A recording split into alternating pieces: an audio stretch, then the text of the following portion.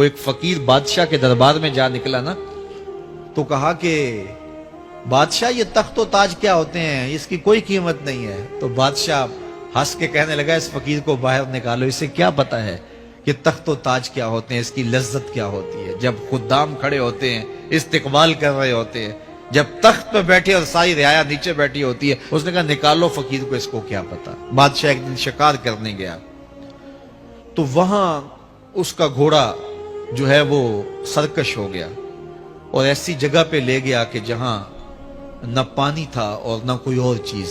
بادشاہ وہاں ہانپ رہا ہے کہ وہی فقیر مشکیزہ ڈالے ہوئے گزرا اور آواز دے رہا ہے پانی لے لو، پانی لے لو۔ بادشاہ کی تو موت واقع ہونے والی تھی، آخری ہچکیاں تھی، تو اس نے آواز دی پانی۔ تو اس فقیر نے کہا کہ ہاں تمہارے پاس ہے کوئی قیمت پانی دینے کی؟ اس نے کہا میں بادشاہ ہوں اس ملک کا۔ اس نے کہا ہوتے ہوگے، مجھے غرض نہیں ہے، میں تو بیچتا ہوں پانی۔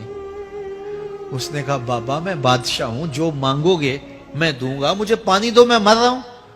اس فقیر نے کہا آدھی حکومت لگے گی۔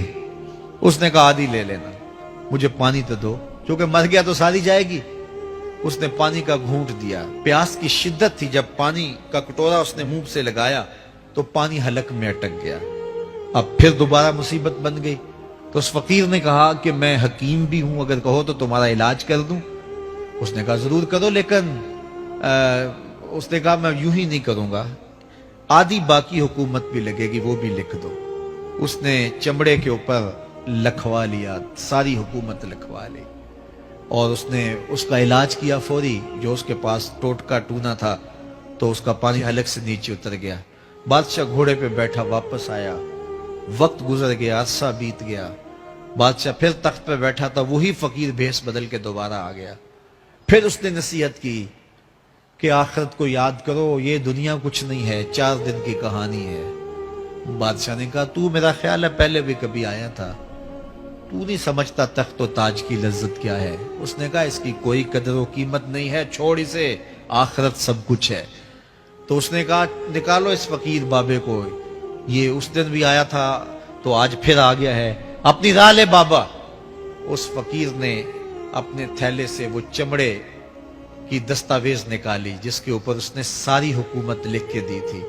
اس نے کہا بادشاہ یہ ہے تیری حکومت کی قیمت، صرف 2 گھونٹ پانی، جس پر تو نازاں ہے، جس پر تجھے فخر ہے، تو قبل اس سے سورج مغرب سے طلوع ہو جائے، توبہ کا دروازہ بند ہو جائے، سانسیں اٹک کے حلق تک آ جائیں، اور ہماری زندگی کا دفتر سمیٹ دیا جائے، اور پھر پچھتائیں ہائے جو چند لمحے ضائع کیے، ہائے جو زندگی برباد کی، وہ کیوں برباد کی۔